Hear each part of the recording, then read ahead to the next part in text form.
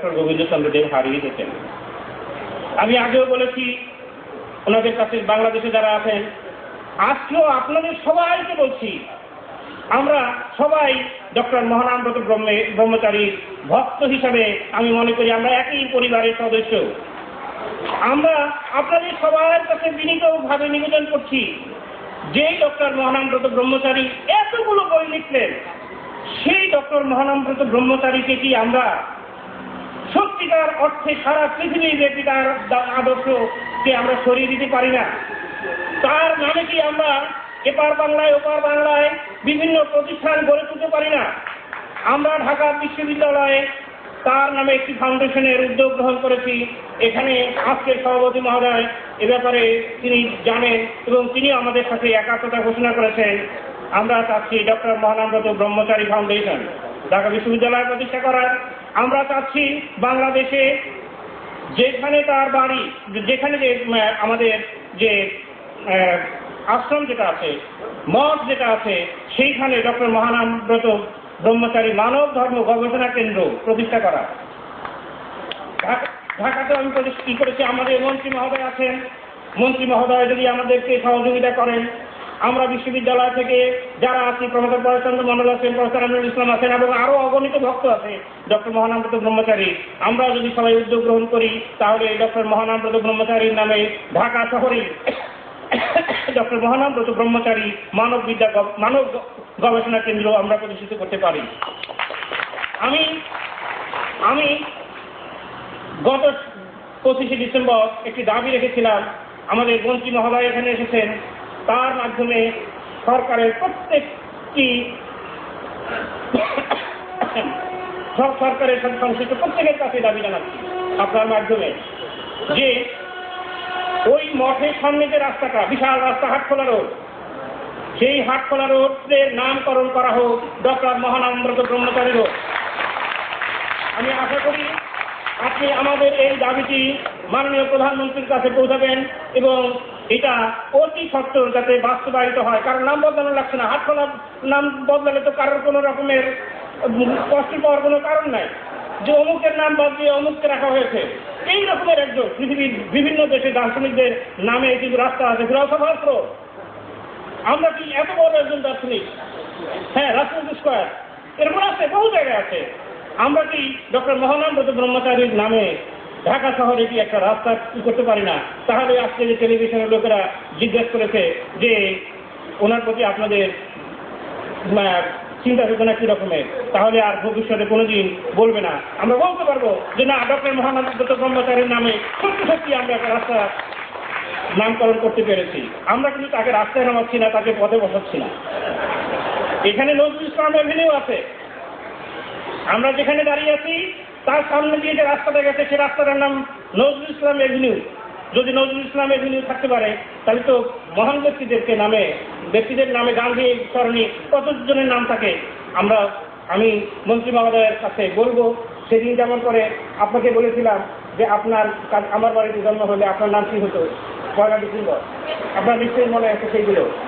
তো আমি আমার কথা বাড়াতে চাই না, আমাকে 20 মিনিট সময় দেওয়া হয়েছে। আমার মনে হয় আমি 20 মিনিটের বেশি সময় নিয়ে ফেলেছি।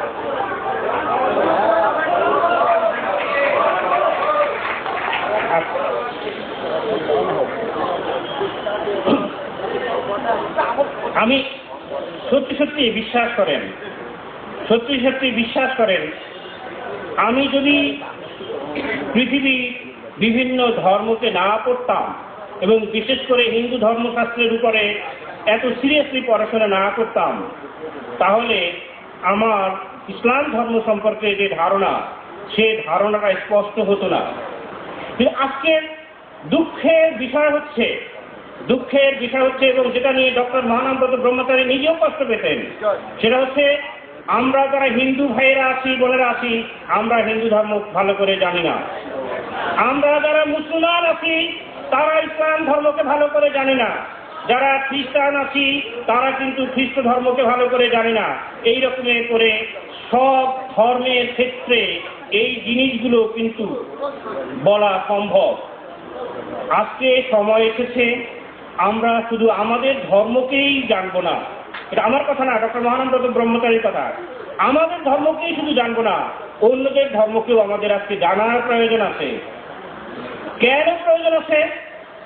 আপনারা আমার সাথে নিশ্চয়ই একমত হবেন যখন বলা হয় যে শুধুমাত্র লন্ডন শহর দেখেছে সে আসলে লন্ডন শহর জানে না। কারণ লন্ডন শহরকে দেখতে হলে অন্য শহরগুলো যদি আমরা জানি তাহলে আমি বুঝতে পারবো লন্ডন শহরটা কেমন। আপনারা যারা শুধুমাত্র কলকাতা শহরে আছেন তারা কিন্তু কলকাতা শহরকে ভালো করে জানেন না। যদি আপনি অন্য শহর সম্পর্কে জানতেন, ছোট হোক বড় হোক, তাহলে বলতে পারতেন হ্যাঁ কলকাতা শহর ইজ লাইক দিস। সেইভাবে আজকে যদি আমরা মহানামব্রত ব্রহ্মচারীর প্রতি যথেষ্ট পরিমাণে শ্রদ্ধাশীল হই এবং শ্রদ্ধা দেখাতে চাই, তাহলে কিন্তু আর তার যদি আমরা ভক্ত হতে চাই, তার যদি শিষ্য হতে চাই, তিনি যেমন করে অন্য ধর্মগুলোকে ভালো করে পড়েছেন, দরদ দিয়ে পড়েছেন, অন্য ধর্মের প্রতি যথেষ্ট পরিমাণে শ্রদ্ধাশীল ছিলেন, ঠিক আমাদেরকে কিন্তু অন্য ধর্মকে পড়তে হবে এবং অন্য ধর্মের প্রতি যথেষ্ট পরিমাণে শ্রদ্ধাশীল হতে হবে। এবং একজন হিন্দু যদি তার ধর্ম সম্পর্কে ভালোভাবে জানে এবং অন্য ধর্মের প্রতি শ্রদ্ধাশীল হয়, একজন মুসলমান যদি তার ধর্ম জানে এবং অন্য ধর্মের প্রতি শ্রদ্ধাশীল হয়, তাহলে আজকে সারা পৃথিবীতে ধর্মে ধর্মে যে সংঘাত, এই সংঘাত সম্পূর্ণ রূপে বিলীন হতে বাধ্য। আপনাদের কাছে আমি আকুল আহ্বান জানাই, আসুন আমরা প্রত্যেককে ভালোবাসতে শিখি। আমরা অন্য ধর্মের বিরুদ্ধে কোনো বিশেষণ লাগানো থেকে যেন আমরা বিরত থাকি। আমি একটা জিনিস বলি, অনেক সময় বলে যে ইদানিংকালে মুসলমানরা অনেক সন্ত্রাস করছে। আমি বলি যারা সন্ত্রাসের সাথে জড়িত তারা সত্যিকার অর্থে মুসলমান না। সন্ত্রাসের সাথে যারা জড়িত তারা সত্যিকার অর্থে মুসলমান পদবাচ্য নন। তার কারণ হাদিসে আছে পরিষ্কার করে, একজন মুসলমানের হাত থেকে পৃথিবীর অন্য সবাই নিরাপদ, তার মুখ থেকে সবাই নিরাপদ। সেই সত্যিকারের মুসলমান যার হাত এবং মুখ থেকে অন্য সবাই নিরাপদ। কোরআনে পরিষ্কার করে বলা আছে একজন মানুষকে হত্যা করা অর্থ হলো দুনিয়ার সমস্ত মানব জাতিকে হত্যা করা। আর একজন মানুষকে তুমি যদি রক্ষা করো তার মানে দাঁড়ালো যে তুমি গোটা মানব জাতিকে রক্ষা করলে। আপনারা চিন্তা করে দেখেন, এই যদি ইসলামের আদর্শ হয় তাহলে একজন মুসলমান আর একজন অমুসলমানের উপরে আঘাত আনতে পারে না।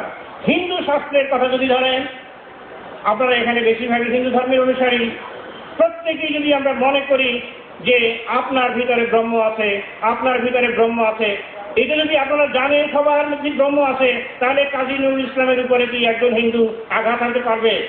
কারণ একজন মুসলমানকে আঘাত করা হচ্ছে না, স্বয়ং ব্রহ্মকে আঘাত করা হচ্ছে। তার মতো সাধ্য আছে, সে বলেন যে একজন ব্রহ্মকে আঘাত করতে পারবেন? আঘাত করতে পারবেন না। কাজী যদি আমরা সত্যিকার অর্থে হিন্দু হতে পারি, সত্যিকার অর্থে মুসলমান হতে পারি, সত্যিকার অর্থে খ্রিস্টান হতে পারি, সত্যিকার অর্থে বুদ্ধিস্ট হতে পারি, তাহলে কিন্তু আমাদের সমাজে শান্তি আসতে বাধ্য। আমি অন্যদের সময় নষ্ট করব না।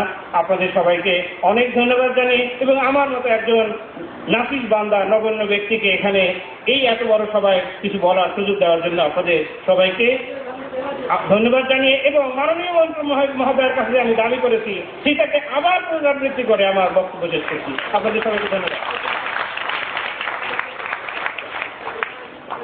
জয় জগৎবন্ধু, এত সুন্দর কথা সত্যি সামনে যেন খুব কষ্ট লাগে।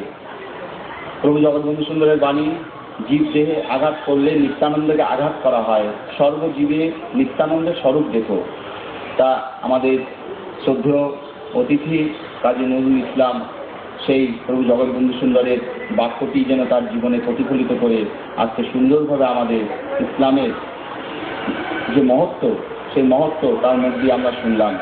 আমাদের সেই গুরুদেব ছোটবেলায় যখন জলে পড়ে গিয়েছিলেন তাকে একজন মুসলমান চাচা রক্ষা করেছিলেন, প্রাণ দিয়েছিলেন। তারপর থেকেই শ্রী গুরুদেব এই ঘটনাটি সর্বক্ষণের জন্য স্মরণ রাখতেন। জীবনের প্রতিটি মুহূর্তে তিনি সেই জীবন দাতার প্রতি কৃতজ্ঞ ছিলেন, সাথে সাথে মুসলিম সমাজের প্রতিও তিনি চিরকৃতজ্ঞ ছিলেন।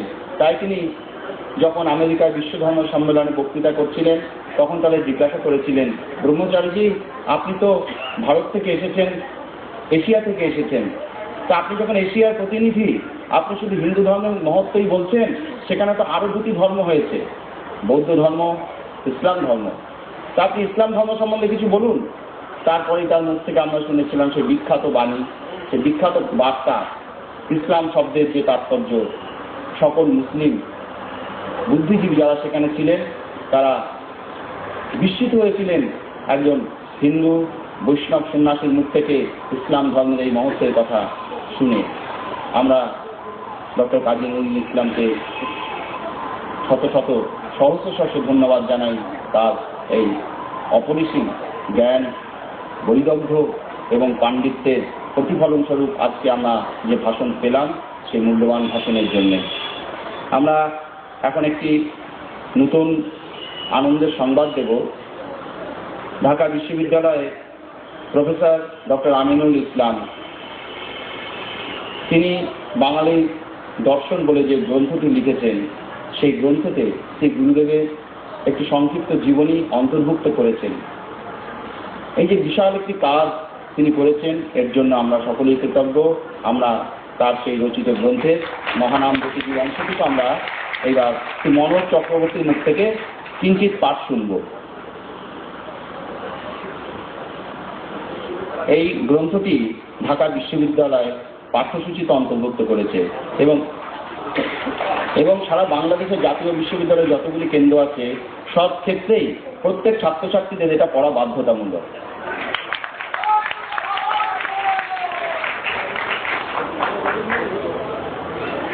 নমস্কার। বাঙালির দর্শন প্রাচীনকাল থেকে সমকাল। লেখক মাননীয় শ্রদ্ধেয় ডক্টর আমিনুল ইসলাম সাহেব।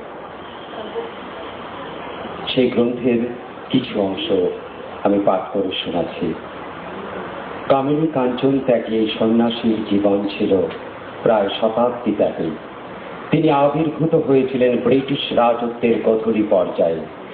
মহাপরিনির্বাণ কালে দেখে গেছেন স্বাধীন সার্বভৌম বাংলাদেশকে। রূপসী বাংলার প্রতিটি প্রান্তে গিয়েছেন প্রেমের বাণী নিয়ে, মানবতার আহ্বান নিয়ে। ইংরেজ বিতাড়নে ছিলেন সত্যাগ্রহী, পাকিস্তানি কুশাসনে ছিলেন ধর্মীয় সংখ্যালঘুদের আশ্রয় স্বরূপ। বাংলাদেশের মহান মুক্তিযুদ্ধে অহিংসদ্রোহী অন্নত্যাগী, বিজয়ে সুনিশ্চিত অবিচল। আন্তঃধর্মীয় মৈত্রী বিশ্বাসের মিলন মেলায় তিনি ছিলেন সমস্ত এশিয়ারই প্রতিনিধি। তার সমন্বয়বাদী সমাজ ভাবনা, উদার নৈতিক মানবতাবোধ ও দেশপ্রেমমূলক সংগঠনী মেধা তাঁকে বিহিত অর্থে মানবপন্থী বৈষ্ণব সন্ত রূপে প্রতিষ্ঠা করেছে। তিনি প্রতিষ্ঠানিক অর্থেও আস্তিক্য বুদ্ধির দার্শনিক ছিলেন। দীর্ঘ কর্মবহুল জীবনের শেষ পাদে তিনি অবস্থান করতেন কলকাতাস্থ শ্রী শ্রী মহানাম অঙ্গন আশ্রমে। ওখানেই 1999 খ্রিস্টাব্দে সমাপ্ত হয় তার বহুবর্ণময় জীবন লীলা। মহানাম সম্প্রদায় একটি বৈষ্ণব ধর্ম গোষ্ঠী। রাধা কৃষ্ণ নিতাই গৌরাঙ্গ ও প্রভু জগৎবন্ধু এই সম্প্রদায়ের উপাস্য তত্ত্ব বিগ্রহ। এই সম্প্রদায়ের সকলেই সংসার ত্যাগী, সাধু, ব্রহ্মচারী। এর প্রতিষ্ঠাতা ও সভাপতি শ্রীপাদ মহেন্দ্রজি। ফরিদপুর শহরে অবস্থিত শ্রী অঙ্গন নামক কেন্দ্রীয় আশ্রম ছাড়াও বাংলাদেশের এবং ভারতের পশ্চিমবঙ্গের বিভিন্ন স্থানে এই সম্প্রদায়ের অনেকগুলো আশ্রম আছে। ডক্টর মহানামব্রত ব্রহ্মচারীর দেশ বিদেশে প্রদত্ত ভাষণাদির বিভিন্ন সংকলন ছাড়াও গ্রন্থের সংখ্যা ছিল অনেক। এসব গ্রন্থের মধ্যে উল্লেখযোগ্য হচ্ছে শ্রী শ্রী রাধা কৃষ্ণ স্মরণ মঙ্গল, গীতাধ্যান, গৌড়কথা, চণ্ডী চিন্তা, উপনিষদ ভাবনা, ভারতীয় দর্শনের তুলনামূলক আলোচনা, বৈষ্ণব বেদান্ত, এরকম আরো অনেক রচনার মাধ্যমে ডক্টর ব্রহ্মচারী জীবন, সমাজ, ধর্ম, প্রকৃতি বহু বিষয়ে জ্ঞান গর্ভ কিন্তু সহজবোধ্য চিত্তাকর্ষক আলোচনা করেছেন। এসব রচনার মাধ্যমে তিনি প্রমাণ করেছেন যে তিনি বৈষ্ণব হয়েও বৈদান্তিক, দার্শনিক হয়েও সাহিত্যিক এবং সর্বোপরি ধর্মবেত্তা হয়েও একজন পুরোদস্তুর বিশ্ব মানব প্রেমী। প্রেম সে বলো জয় জগৎ বন্ধু হরি, প্রেম সে বলো জয় জগৎ বন্ধু হরি। জয় ডক্টর মহানাম ব্রতচারী জি কি, জয় ডক্টর মহানাম ব্রত ব্রহ্মচারী জি কি, জয় গুরু শ্রীপাদ মহেন্দ্র জি কি। নমস্কার।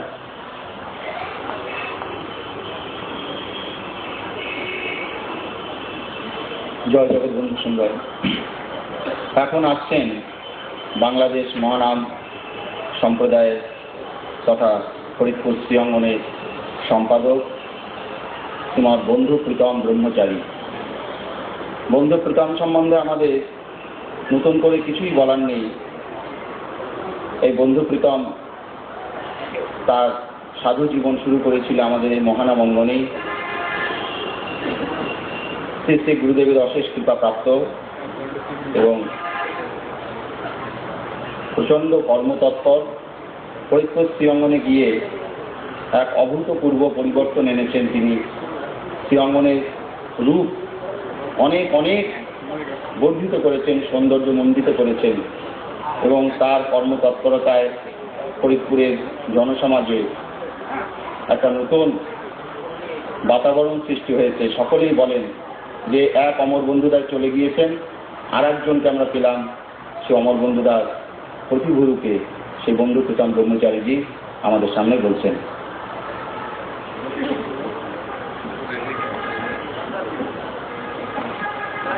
বন্দে ব্রহ্ম সেবারাজ্যম পঞ্চতত্ত্ব স্বরূপিণম শ্রীহরি পুরুষং বন্দে শ্রী জগৎবন্ধু সুন্দরম বাঞ্ছা কল্পতরুভ্যশ্চ কৃপা সিন্ধুভ্যেব চ পতিতানাং পাবনৈব বৈষ্ণবেভ্যো নমো নমঃ। আজকে এই কালজয়ী মহানাম জন্মশতবর্ষপূর্তি উৎসবে আজকে এই কালজয়ী অনুষ্ঠানে পরম শ্রদ্ধেয় সভাপতি, মঞ্চে উপবিষ্ট বিদগ্ধ পণ্ডিত মণ্ডলী এবং আমার সম্মুখে উপস্থিত শ্রোত্রী নারায়ণবৃন্দ, আমি সবার চরণে আমার দণ্ডবোধ প্রণাম জানাচ্ছি। আমাকে এখানে মঞ্চে পাঠানোর পূর্বেই আমার ভাই শ্রীমৎ গৌরববন্ধু ব্রহ্মচারী বলে দিয়েছেন আমাকে যে সময় বেঁধে দিচ্ছেন তাতে আপনাদেরকে প্রণাম জানানো ছাড়া আর কিছু বলার থাকবে না আমার। আর আমি আপনাদের এখানে বলার মতো সেই যোগ্যতা আমার নেই। বিগত 8 দিন যাবৎ আমরা যে বিদগ্ধ পণ্ডিত মণ্ডলী কাছ থেকে যে আলোচনা শুনেছি, তারপরে আমার আর বলার কিছু থাকতে পারে না, আর বলতে আমি পারবো না। তাই আমি একটা গল্প বলবো যে আমাদের শোনাটা যেন আমার মতো শুধু শোনাই না হোক, শোনাটা যেন কাজে লাগে। এক বিধবা মহিলা ছিলেন, উনি প্রতিদিন যেখানেই কোনো ধর্মীয় অনুষ্ঠান হতো সেখানেই চলে যেতেন। ওনার ঘরে ছিল 2 পুত্রবধূ। ওনারা ঘরে থাকতেন, তখন ওনারা যখন সব সময় বলতেন ওনার শাশুড়িকে যে মা তুমি আমাদেরকে এই ধর্ম অনুষ্ঠানে নিয়ে যাও। তখন উনি বলতেন, না, এত দূরে যাওয়া যাবে না, যখন কাছে কোনো অনুষ্ঠান হবে তখন তোমাদেরকে নিয়ে যাব। তখন সেই পুত্রবধূ অপেক্ষা করে আছে কখন কাছে কোনো অনুষ্ঠান হবে। একদিন ঠিকই কাছে একটা ধর্ম অনুষ্ঠান, এই অনুষ্ঠানে এখন ওনাদেরকে নিতেই হবে। তখন শাশুড়ি বাধ্য হয়ে ওনাদেরকে নিয়ে গেলেন। নিয়ে যাওয়ার পরে ওনারা বক্তব্য শুনলেন। গ্রামের অশিক্ষিত মানুষ, তেমন একটা কিছুই বুঝে না, ধর্মীয় বক্তৃতা কি অনেক কিছু বক্তারা বলে। ওনারা সারা বক্তব্য থেকে একটা জিনিস পেল, 3টা শব্দ শুনতে পেল, কি দ দ দ দ দ দ। এটা কি ভাবে বুঝবে তারা?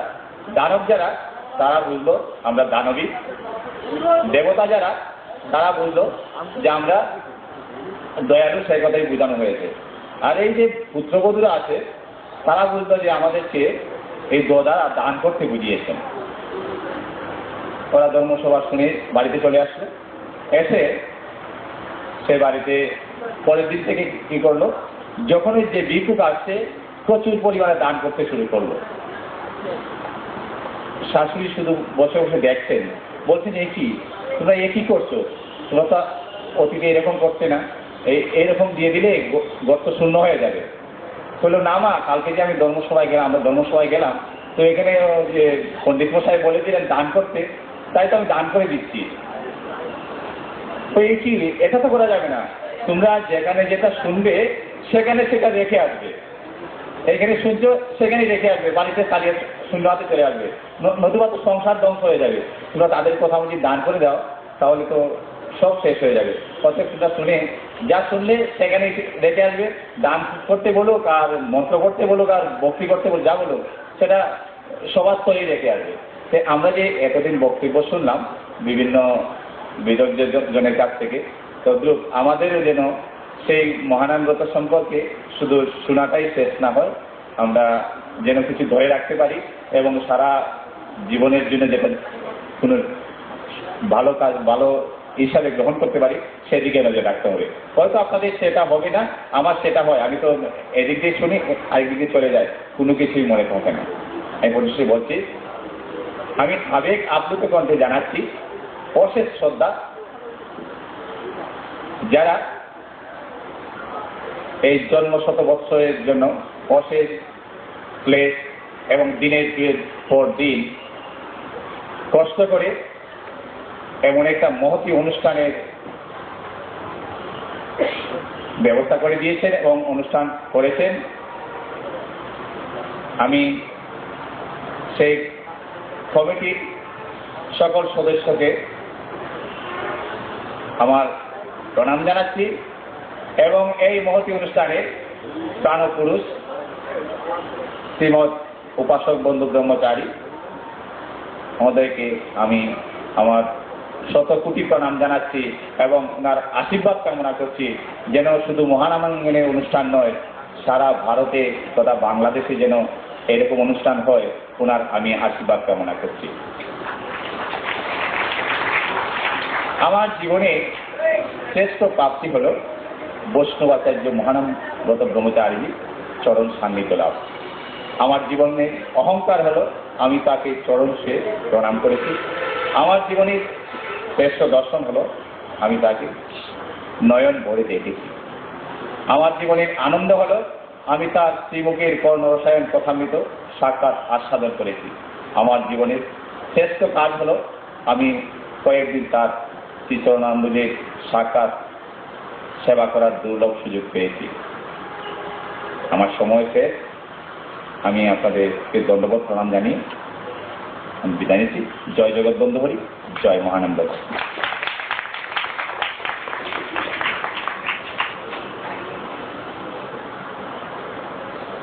জয় জগৎবন্ধু।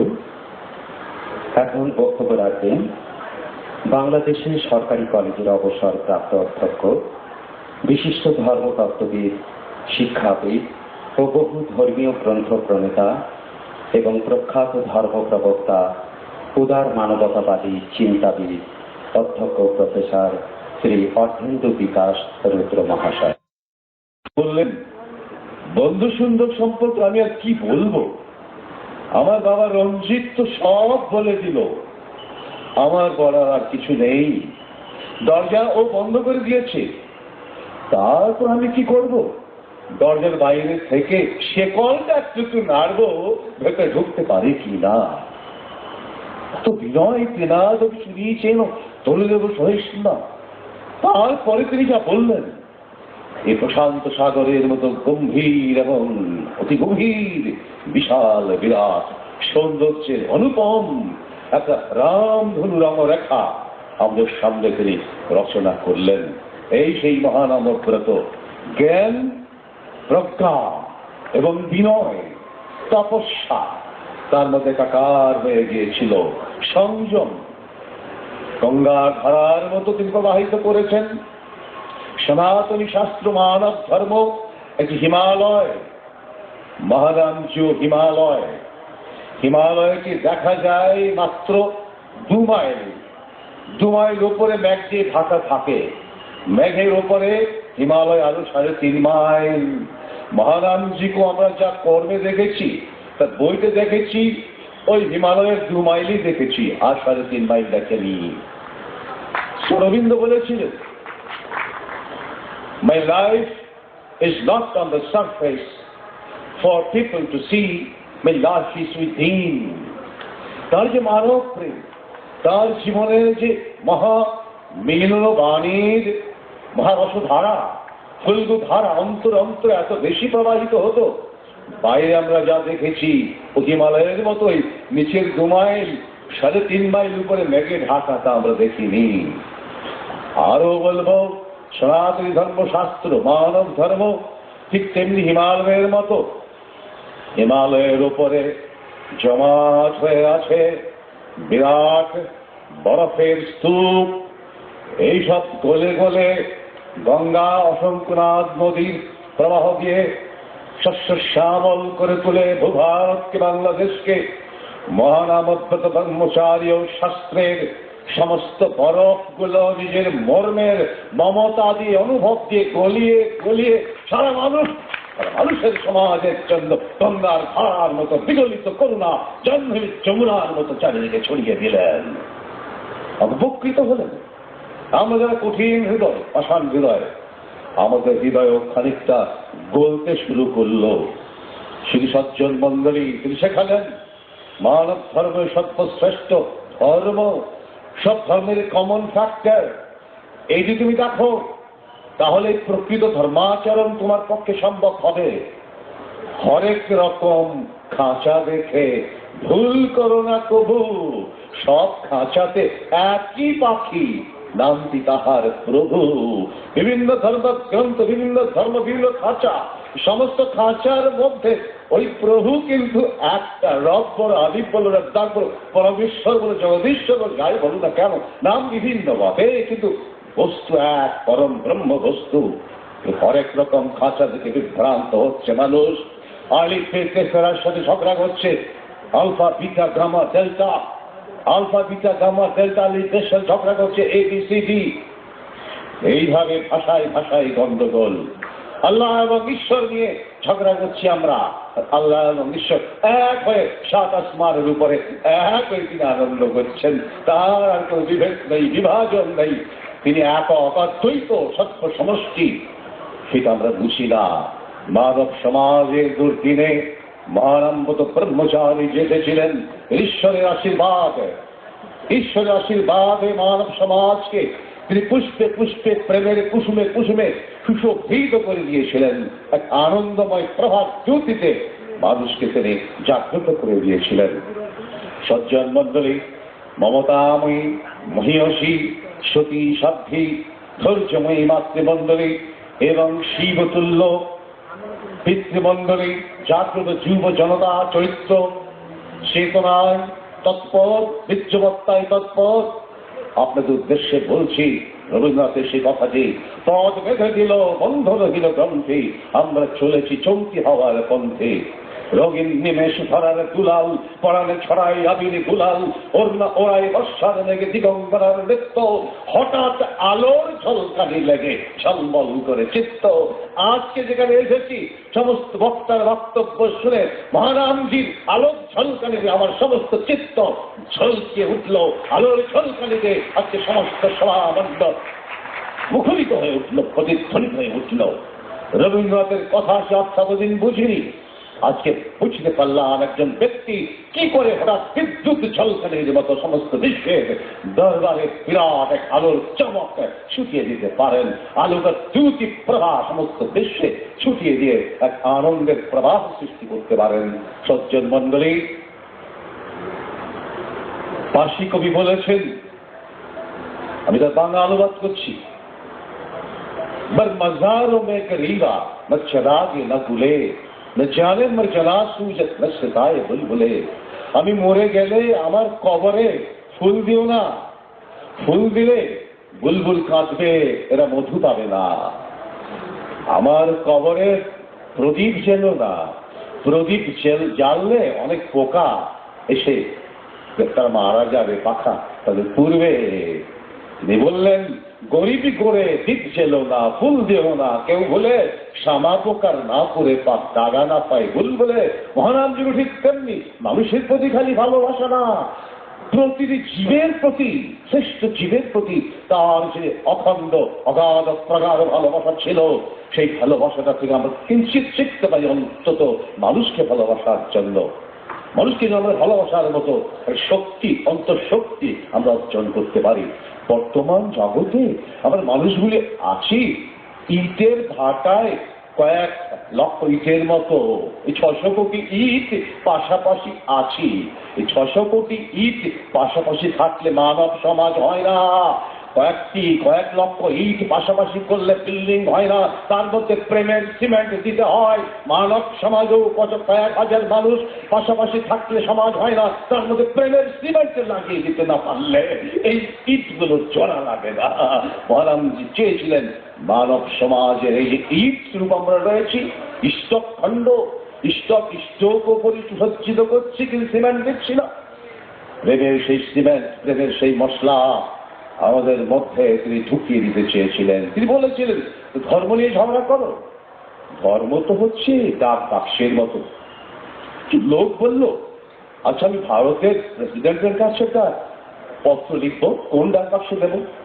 কেউরতলায় দেবো, নাকি কালীঘাটে দেবো, নাকি বাবুইহাটি দেবো, নাকি দমদম এয়ারপোর্টে ডাক বাক্সের মধ্যে ঢোকাবো?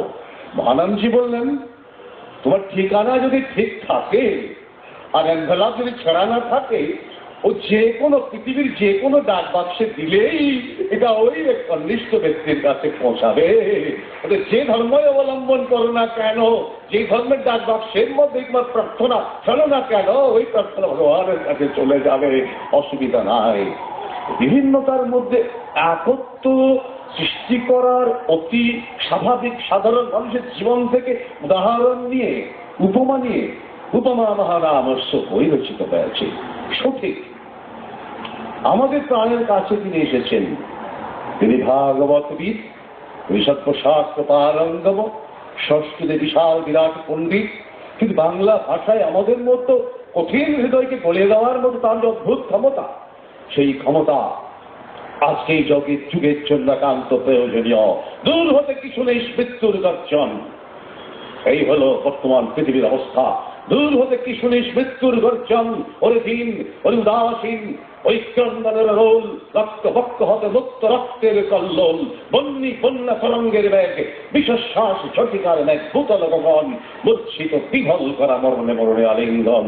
তার মাঝে পথ চিরে ছিঁড়ে নতুন সমুদ্র পথ চিরে তোর নিয়ে দিতে হবে বাড়ি, ডাকিছে কান্ডারি, এসেছে আদেশ, বন্দরে বন্ধন কাল দেবারের মতো হলো শেষ। এই হলো কান্ডারি। নতুন মানব জীবনের বন্দরের দিকে তিনি আমাদের আহ্বান জানালেন। রক্তের কল্লোল, রক্তের বন্যা সত্রে আমাদের মহামিলনের এক অপূর্ব মঞ্চে চলে যেতে হবে। বাংলাদেশের মাননীয় মন্ত্রী পরম শরীফ, পরম মাননীয় শ্রী গৌতম চক্রবর্তী মহোদয় এখানে এসেছেন বাংলাদেশের প্রতিনিধি হয়ে।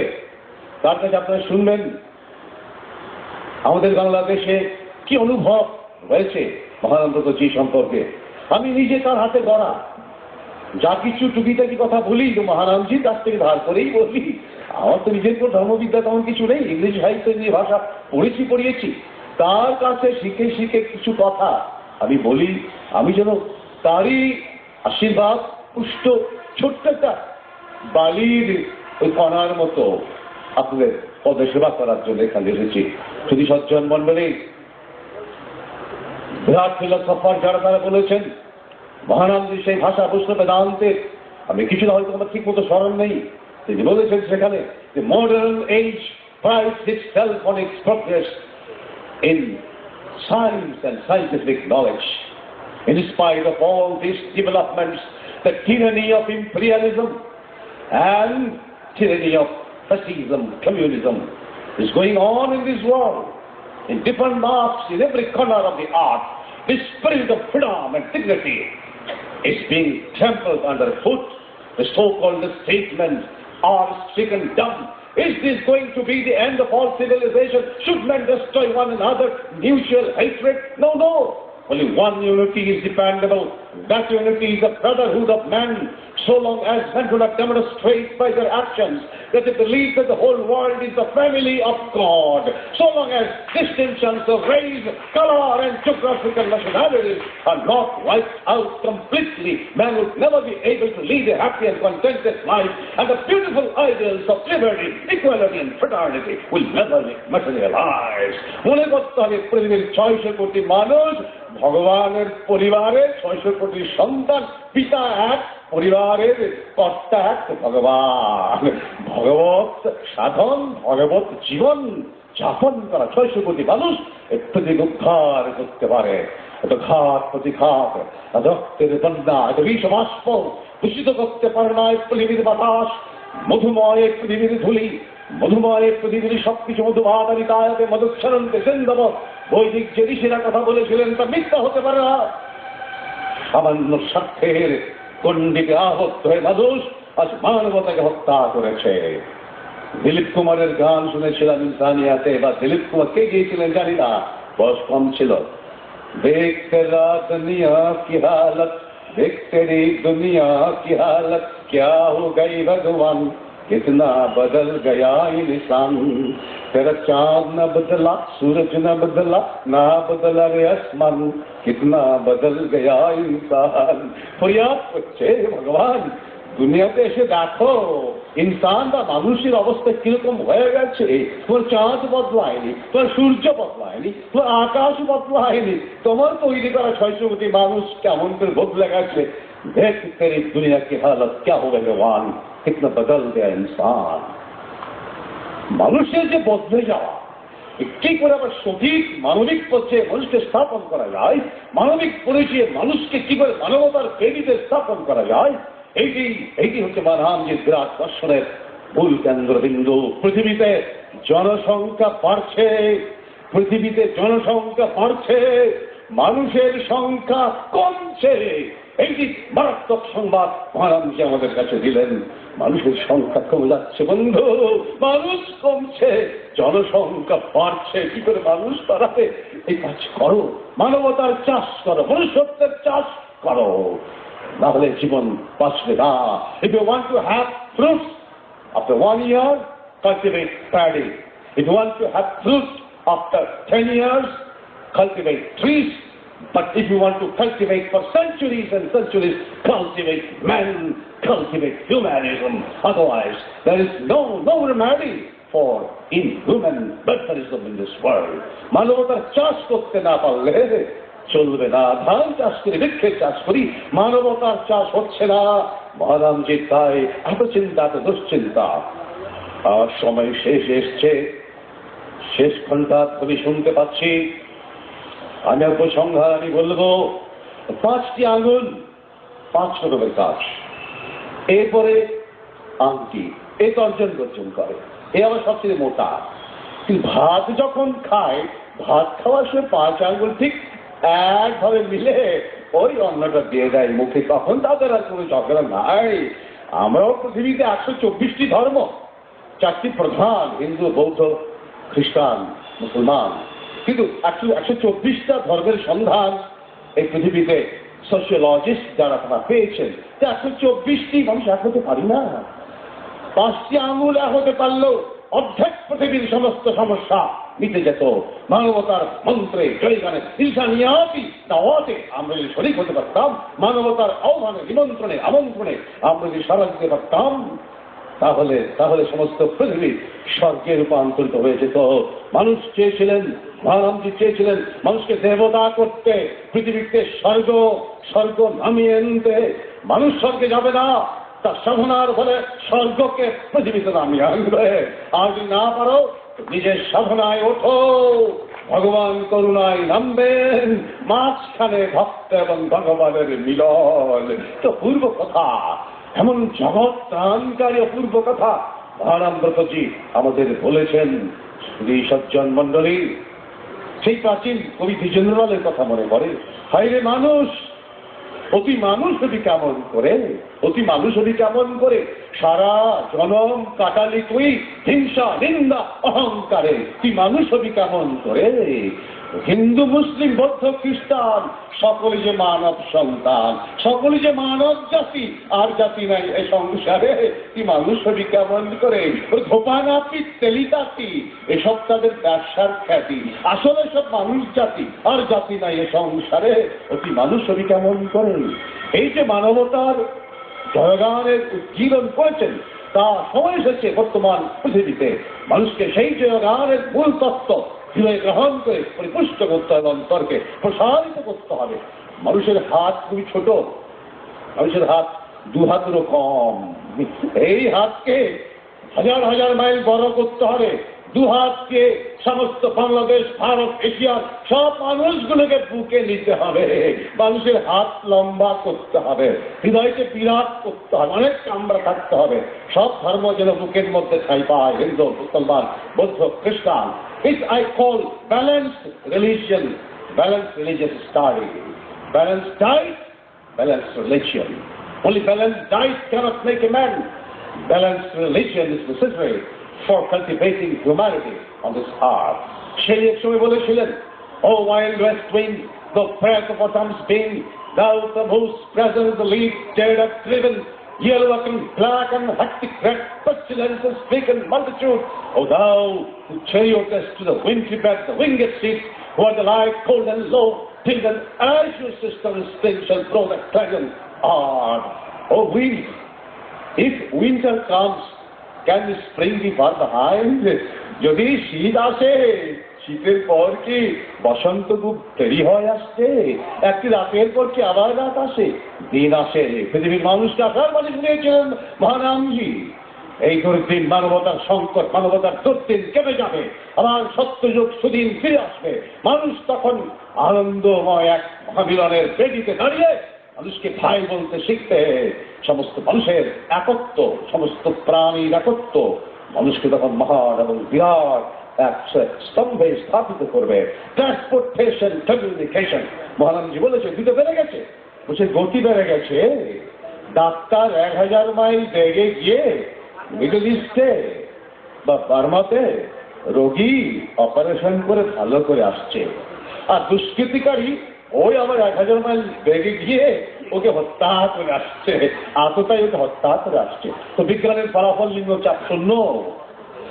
1000 মাইল বেগে গিয়ে তুই ভালো করলে, সেবা যত্ন করলে, ও দুষ্কৃতিকারী 1000 মাইল বেগে গিয়ে ওই তোমার ট্রান্সপোর্টেশন, কমিউনিকেশনের সুযোগ নিয়ে ও তোমার নন্দিত ব্যক্তি থেকে হত্যা করে এলো। তো what have you got from this scientific studies? 190 scientific studies are combined with humanism, the qualities of humanism. Total human knowledge is zero. Will produce zero, nothing else. মহানন্দজি যে ইংরেজি, আমি সে ইংরেজি জানি না। মহানন্দজি যে ইংরাজি পাণ্ডিত্য, সেই সতর্কতি রঞ্জিতকে একসাথে করলেও তা হবে না। তার কাছ থেকে ইংরেজিও আমি শিখেছি, সব দিকে তিনি আমার গুরু। শেখার চেষ্টা করেছেন, শিখতে পারিনি। উপসংহারে আমি বলবো, শুধু সজ্জন মন্ডলী, মহানামজি অসাম্প্রদায়িক। মহানামজি খালি হিন্দু ধর্মের ভেতরে সাম্প্রদায়িক নন, শাক্ত, গানবত্ত, শৈব, বৈষ্ণব সবকে এক দেখেন। তাছাড়া পৃথিবীর সমস্ত ধর্মাবলম্বী মানুষকে প্রাণী হিসেবে দেখেন, ধন থাকলে ধনী, জ্ঞান থাকলে জ্ঞানী, প্রাণ থাকলে প্রাণী। অথচ যার প্রাণ আছে সেই মহানামজির প্রিয়। প্রাণ থাকলেই প্রাণী। ওই খ্যাতি অপ তেজ মরুদ বন নিয়ে ওই সমস্ত বিশ্ব ব্রহ্মাণ্ডের মানুষগুলো তৈরি। অতএব তাদের মধ্যে ভেদাভেদ করা চলবে না। মহানামজির এই ছিল বাণী। ধন থাকলে ধনী হলে, প্রাণ থাকলে প্রাণী হবে। প্রাণীকে আমি ভালোবাসি, প্রাণের প্রতি মমতা, প্রাণের প্রতি তার যে গভীর মমত্ববোধ, এইটি মহারামজিকে বিরাট করেছে, বিশাল করেছে আমার কাছে। আনন্দময় এক পরিপূর্ণ সংবাদ তিনি আমাদের কাছে নিয়ে এসেছেন। তার বক্তব্য শুনলে আমার মনে হতো কি জানেন, অনেকের ভাষায় Mahanamji is religion medicine. Religion medicine, বড় বড় পরীক্ষায় পাশ করার জন্য, বিশেষ পরীক্ষা আরসিএস পরীক্ষায় পাশ করার জন্য মেডিসি বই কিনতে হয়। তো মহারামজি হচ্ছেন রিলিজিয়ন মেডিসি। ওই বেদ বেদান্ত শাস্ত্র কিছু না পড়েও তার বক্তব্য ওই এক ডজন শুনলেই শাস্ত্র সম্পর্কে একটা মেডিসির মাধ্যমে জ্ঞান হয়ে যায়। তাকে বলা হতো আমাদের বাংলাদেশে মহানামজি ইজ মুভিং রিলিজিয়াস মেডিসি। এটি কোন একটা আমি বলছি কমপ্লিমেন্ট, এটা কোন একটা ভ্রুকুটি নিক্ষেপ নয়, গ্রেট কমপ্লিমেন্ট, গ্রেটেস্ট কমপ্লিমেন্ট। বর্তমান যুগে মানুষ শাস্ত্র বোঝে না, শাস্ত্র চিন্তন অনুচিন্তন নিদিধ্যাসন মানুষ করতে পারে না, সে সময় তার নেই। মহানামজির অপূর্ব ভাষণে তার বৈলক্ষে এমন তার পাণ্ডিত্য যে তার ভাষায় কোনো পাণ্ডিত্য প্রকাশ পায় না। জ্ঞানের এমন তার গভীরতা এবং পাণ্ডিত্যে এমন বিশাল গভীরতা, প্রশান্ত মহাসাগরের মতো, বাইরে কোনো ঢেউয়ের কেমন ঝলকারি নেই পাণ্ডিত্য। আবার হাসিব, আবার গাহিব গান, শুধু বলিবারে পরহিত তরে নিজেদের করব দান।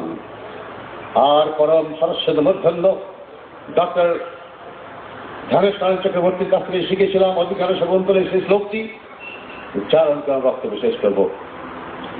পুরো গচ্ছতি শরীরং পশ্চাৎ ধাবতি অসংস্থিত চেতা চিরাং সুখমিব কেতো প্রতিরাত নিয়মানস্য। ভারতবর্ষের যে পতাকা, বাংলাদেশের যে পতাকা, এটি যদি আমি এমনি করে ধরি, দণ্ডটা ধরি হাতে, আর আমি সামনে দৌড়াতে থাকি, দণ্ড সামনে যাবে, পতাকাটি কিন্তু পিছন দিকে পথ করবে। আগামী পরশু বাংলাদেশ বিমানের ফ্লাইটে আমি ঢাকায় চলে যাব, আমার শরীররূপ দণ্ডটি প্লেনে করে সামনে বাংলাদেশের দিকে এগিয়ে যাবে, মনরূপ পতাকা আপনাদের চরণ তলে পথ করে উঠবে। এইটি হচ্ছে আমার শেষ কথা। মহারামজিকে আমার প্রণাম, মহারামাঙ্গনকে প্রণাম। মহারাম সেবক সংঘের ভক্ত সমাজ যপূর্ব এক মানব সমাগমের, মানব সমারোহের, মানব আনন্দ মিলনের, মানব আনন্দ যজ্ঞের উপহার দিয়েছেন, যেখানে নজরুল ইসলাম সহ আমাদের বাংলাদেশের মহামান্য মন্ত্রী সহ সবাই উপস্থিত হয়ে আমাদের মধ্যে আনন্দের বর্ধনা সৃষ্টি করেছেন, বিবর্ধনা সৃষ্টি করেছেন, কৃষ্টি চালনা করেছেন, আনন্দের প্রাচুর্যে এই হল ফলকে ভরাট করে দিয়েছেন। আর সত্যিনারায়ণ, শিবতুল্য সত্যিনারায়ণ, যা আপনারাই পূর্ণ, আপনারাই মুখ্য, বক্তা গৌণ, বক্তা সেবক, বক্তা দাসানুদাস, দাসানুভাস। মহানামজি বলতেন, আমার কাছে চিঠি দিয়েছিলেন, রঞ্জিত তোমাকে গিয়ে দেখার সাধ্য নাই, আমাকে এসে দেখেছে ও। ইতি দাসানুভাস মহানামব্রত। নিজেকে দাসও বলতেন না, আমি কিসের দাস? দাস হওয়ার মতো সেবাকে আমি করতে পেরেছি। বাবা আপনি দাস, দাসানুভাস কি বলেন? আরে বাবা রে, দাস হলে তো অনেক বড় হতে হয়, আমি দাস হয় নাই। দাসানুভাস, দাসের একটু আভাস মাত্র, সামান্য, কিন্তু দাসান মাত্র, কিছু হয় নাই। দাসানুভাস, দাসানুভাস, দাস মহানামব্রত ব্রহ্মচারী, শ্রীমৎ মহানামব্রত ব্রহ্মচারী জি মহারাজ, এসব কোনো কিছুই নাই, এখানে দাস ও মহানাম। তার কাছে শিখেছি সারস্বত মূর্ধন্য ডক্টর ধ্যানেশ চক্রবর্তীর কাছে, অন্যান্য মহান বিদ্যুৎ সারস্বত মূর্ধন্য সমাজ যারা, তাদের কাছে আমরা শিখেছি প্রকৃতার্য হতে, রিলিজিয়ন অফ দ্য জেন্টলম্যান, ভদ্রলোকের যে ধর্ম, সেই ধর্ম ভানামন্দ্র প্রিদে, ভানাম সেবকে সঙ্গ প্রিদে প্রমানন্দে। আর একবার হরি হরি হরি হরি।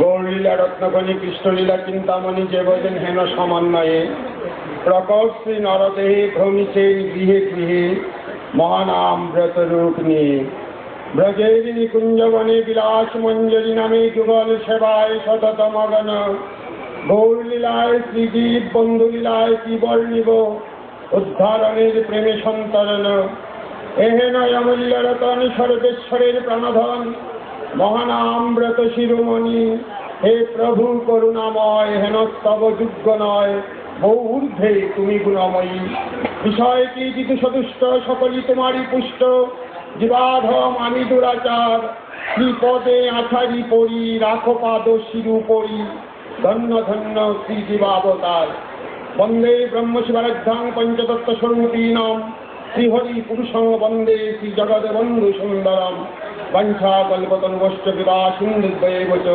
পতিতানাং পাবনেভ্যো বৈষ্ণবেভ্যো নমো নমঃ। আজকে বাংলাদেশ প্রতিনিধিতা আয়োজিত এই মহানামব্রত মঞ্চে পূজ্যপাঠ সভাপতি, মঞ্চে উপবিষ্ট গণপ্রজাতন্ত্রী বাংলাদেশ সরকারের পানি সম্পদ প্রতিমন্ত্রী প্রধান অতিথি শ্রী গৌতম চক্রবর্তী মহোদয়, যিনি আজকের এই অনুষ্ঠানের উদ্বোধক পরম শ্রদ্ধাস্পদ ডক্টর ধ্যানেশ নারায়ণ চক্রবর্তী মহোদয়,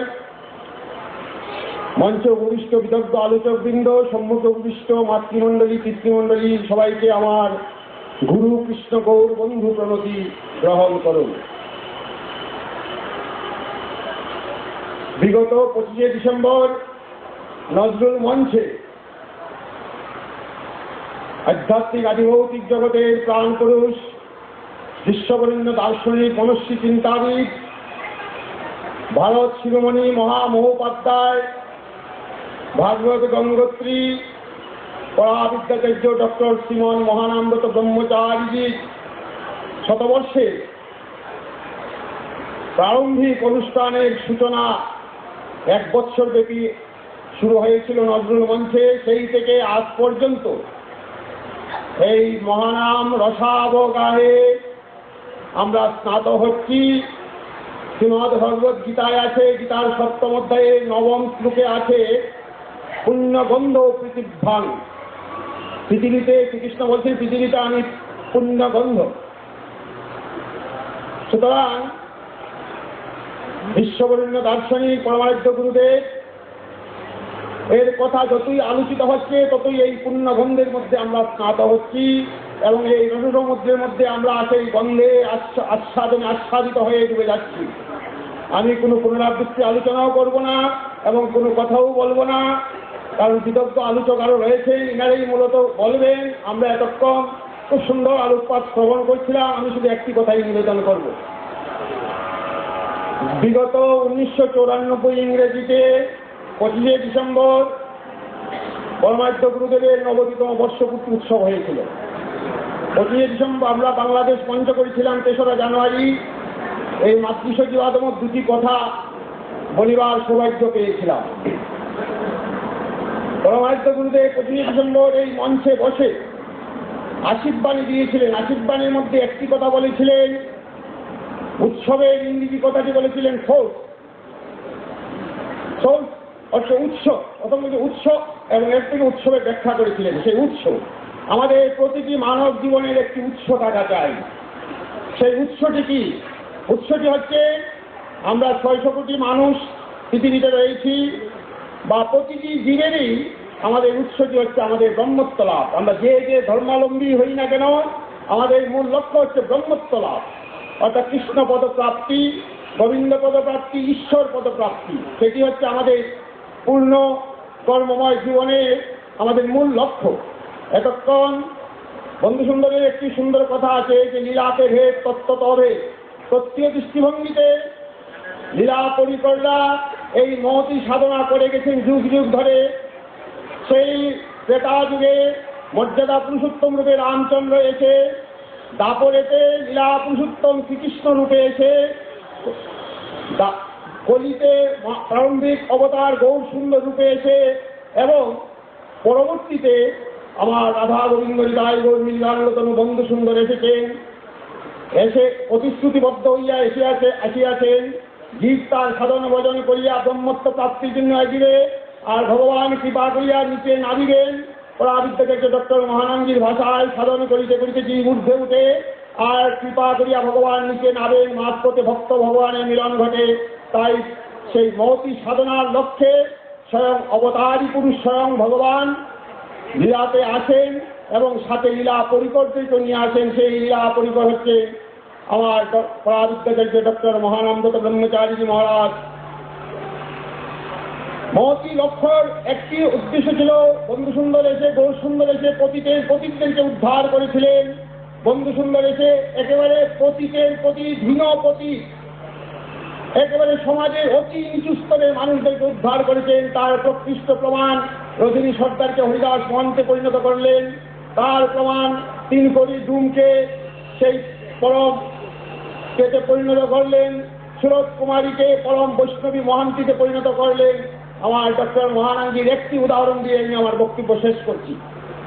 আপনারা বৃহত্তর বিভাগের বর্তমান হবিগঞ্জ জেলার বানিয়াচং গ্রামের নাম শুনেছেন। সেই বানিয়াচং গ্রামের এক আমাদের সতীর্থ গুরুভ্রাতা নাম সীতু রায়। সেই সীতু রায়ের একখানে গ্রন্থ আছে মহানামব্রত ট্রাস্টে। এর প্রথম পাতায় লেখা আছে যে 6 মদের বোতল হাতে নাম মালা দিল, গুরু কৃপার এত শক্তি আধার হৃদয় আলু হলো। যিনি প্রায় জীবনের অর্ধ সময় মদ্যপানে এবং বিভিন্ন অপকর্মের মধ্যে নিযুক্ত ছিলেন, তাকে কৃপা করলেন ডক্টর মহানামব্রত ব্রহ্মচারী মহারাজ পরমারাধ্য গুরুদেব। যেদিন কৃপা করলেন সেদিন পরম বৈষ্ণবে পরিণত হয়ে গেলেন। সুতরাং এই মহৎজনের আমরা কৃপা পেয়েছি বিভিন্নভাবে, শুধু দীক্ষা নিয়ে কৃপা নয়, বিভিন্নভাবে আমরা সেই মহতের সান্নিধ্য পেয়েছি, কৃপা পেয়েছি। আজ স্থূলভাবে তিনি আমাদের মধ্যে নেই, কিন্তু সূক্ষ্মভাবে আমাদের প্রতিটি জীবের অন্তরের মধ্যে ইনি বিদ্যমান। ইনি আমাদের প্রতিটি জীবের মধ্যে থেকে সেই শক্তি সঞ্চালন করুন। আমরা যেন তারই আদর্শ, তারই আচরণ আমরা যেন চর্চা করতে পারি, এই প্রার্থনা জানিয়ে প্রতিটি ভক্তের আতঙ্করণে আবারও আমার পরিবার জানিয়ে আমি আমার সংক্ষিপ্ত কথা বিশ্রাম দিলাম। নিতাই গৌরনাথ প্রমানন্দে হরি হরি বল, বন্ধু হরি প্রমানন্দে হরি হরি বল, পরমারাধ্য গুরুদেব মহারাজ প্রমানন্দে হরি হরি বল। আরেকটি কথা আমি নিবেদন করবো 1 মিনিটে, সেটি হচ্ছে আজকের এই মহানন্দ আজকের পরমারাধ্য গুরুদেবের এই মহতি অনুষ্ঠানে, বিশেষ করে কলকাতার এই রঘুনাথপুরে আমাদের এই মহানাম অঙ্গনে আজকে যে কর্মকর্তাগণ, বিশেষ করে শ্রীমৎ উপাসক বন্ধু ব্রহ্মচারীজি, শ্রীমৎ গৌরব বন্ধু ব্রহ্মচারীজি এবং চিদানন্দ গোস্বামী মহোদয় থেকে শুরু করে সবাই যে অক্লান্ত প্রচেষ্টা করে এত বড় সুন্দর অনুষ্ঠান করলেন, তার জন্য সত্যি সত্যি আমরা কৃতজ্ঞ এবং ওনাদের সবাই চরণে আমার আভূমিগত প্রণতি জানাচ্ছি। জয় জগৎবন্ধু, জয় মহানন্দ। সমাজসেবী চিকিৎসক তিনি শ্রী গুরুদেবের স্পর্শে কি করে কুখ্যাত সীতু রায় মহৎ সীতু রায়ে পরিণত হলো, সেই দৃষ্টান্তটি আমাদের আবার স্মরণ করিয়ে দিলেন। আমাদের মধ্যে থেকেও দেখেছি বহু পতিত, বহু কুৎসিত পথধারী ব্যক্তি আমাদের শ্রী গুরুদেবের কৃপার স্পর্শে মহৎ মানুষে পরিণত হয়েছে।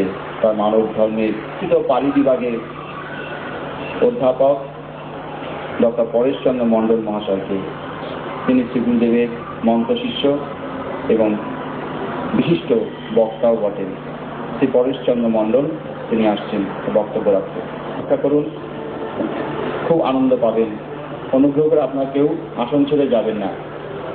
আমিনুল ইসলাম, ডক্টর কাজী নুরুল ইসলাম, চট্টগ্রাম থেকে আগত অধ্যক্ষ বিভাগ চতুর্থ অধ্যক্ষ শ্রী রঞ্জিত চক্রবর্তী, মঞ্চ ভূপিষ্ঠ নরেন্দ্রচন্দ্র ঘোষ সহ অন্যান্য শ্রদ্ধেয় ব্যক্তিদের প্রতি আমার সশ্রদ্ধ অভিবাদন জ্ঞাপন করছি। সুধী সজ্জন মণ্ডলী, মাতৃমণ্ডলী, আপনারা দীর্ঘ সময় ধরে আলোচনা শুনে ঋদ্ধ হয়েছেন, হয়তো এতক্ষণে খানিকটা বিরক্ত হয়েছেন। আমি আপনাদেরকে বিরক্তি উৎপাদন করার জন্য সময় নেব না, আমি অল্প সময় মধ্যে কথা শেষ করে দেব। এতক্ষণ যে সমস্ত আলোচনা হয়েছে, কখনো সংস্কৃতিতে, কখনো বাংলায়, কখনো ইংরেজিতে, এছাড়া বহু শাস্ত্র বচনে আপনারা ডক্টর ব্রহ্মচারীর অবদান সম্পর্কে শুনেছেন। যে কথাই বলতে যাব এ কথাই প্রায় পুনরাবৃত্তি করা হবে।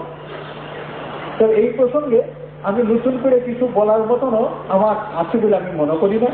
আমি আপনাদেরই একজন, যারা বাইরে থেকে আমাদের অতিথি হিসেবে এসেছে, তাদের মুখে আমরা গুরুদেবের কথা শুনবো এবং শুনে আনন্দ বোধ করবো, এবং সেটাই হচ্ছে। তবু আমি এসেছি ঢাকার থেকে ডক্টর অধ্যাপক আমিনুল ইসলাম, প্রাক্তন গিল কণানুষদ এবং বিশ্ব ধর্মতত্ত্ব বিভাগের প্রতিষ্ঠাতা অধ্যাপক কাজী নুরুল ইসলাম, তাদের সঙ্গে আমি এসেছি। তারাই মূলত বলবেন, আমি তাদের সাথী নই। এই সঙ্গ দেওয়ার জন্য আমি তাদের সাথে আসার সুযোগ পেয়েছি। আর এই সুযোগ যারা দেওয়ার ব্যবস্থা করেছেন, এই মহানুদ ব্রহ্মচারীজি দীর্ঘ জন্ম শতবার্ষিক উদযাপনে কর্মকর্তাবৃন্দ সকলের প্রতি আমরা বিনম্র অভিবাদন জ্ঞাপন করছি। ব্রহ্মচারীকে নানাভাবে দেখার ব্যবস্থা হয়েছে। তাকে সংক্ষিপ্তভাবে বললে বলা যায়, তিনি একটা সূর্য সম মহাপ্রতিভার অধিকারী। সূর্যকে দেখার জন্য কোনো প্রদীপ দিয়ে দেখা যায় না, কোন আলো দিয়ে তাকে প্রকাশ করা যায় না। তিনি স্বপ্রকাশ। তিনি এত জ্যোতির্ময়, এত দীপ্তিমান, এত জ্ঞানঋদ্ধ, যেখানেই তিনি বিচরণ করেছেন বা গেছেন বা কথা বলেছেন, যারাই তার সান্নিধ্যে এসেছেন তারা আলোকিত হয়েছে। ডক্টর আমিনুল ইসলাম, কাজী নুরুল ইসলাম সাহেব তার বক্তব্যের মধ্যে দিয়ে আমাদেরকে অনেকগুলি প্রস্তাব উপস্থাপন করেছেন। এই দেশ, এই বঙ্গ, ওই বঙ্গ মিলেই তিনি প্রস্তাব রেখেছেন। এবং মহাপুরুষের যদি আমরা অমর করে রাখতে চাই, তাহলে তার সাথে আমাদের কি কর্তব্য করা উচিত। এটা দুটো দিক আছে, একটি আছে পার্থিব দিক, আর একটা হচ্ছে পারমার্থিক দিক। পার্থিব দিকের মধ্যে ব্যক্তির নামে রাস্তা প্রতিষ্ঠা করার একটা আবেদন তিনি রেখেছেন। এই কথাটা আমাদেরও কথা, এবং সেই কথাটা বাস্তবায়নের জন্য আমাদের বাংলাদেশ সরকারের প্রতিনিধি হিসাবে যে আমাদের মন্ত্রী মহোদয় উপস্থিত আছেন, তার কাছেও আবেদন রাখা হয়েছে। এরপরে আসবেন ডক্টর আমিনুল ইসলাম। তার লেখা বই থেকে আপনাদেরকে অনেকটা পড়ে শোনানো হয়েছে। তিনি কতখানি শ্রদ্ধা সম্পন্ন ব্যক্তি ডক্টর ব্রহ্মচারী। তাদের নানা ব্যস্ততা সত্ত্বেও তারা আজ এই অনুষ্ঠানকে প্রাধান্য দিয়ে এখানে এসেছেন। আমরা তাদের সাথে কৃতজ্ঞ। ডক্টর মহানত ব্রহ্মচারীজি তিনি একাধারে বৈষ্ণব আচার্য, ব্রহ্মজ্ঞ মহাপুরুষ, তপস্বী, বিজ্ঞ লেখক এবং সর্বশীল ব্যক্তি। তিনি উপলব্ধি করছেন হৃদয়ের অন্তরে কৃষ্ণ রাধা লীলার যে অবস্থান, এর একটি দৃষ্টান্ত আমি আপনাদের সামনে তুলে ধরার প্রয়াস পাচ্ছি। আপনারা যারা তার সান্নিধ্য পেয়েছেন, দেখেছেন, উনি যখনই কোনো বক্তৃতা মঞ্চে বসা থাকতেন, প্রায় দেখা যেত মুখ চোখ বন্ধ করে ঝিম উঠছে। মনে হয় স্বাভাবিকভাবে ঝিমতে ভেতরে পড়েই যাবে, এমন ভাবে আলোকিত হইতে যাবে।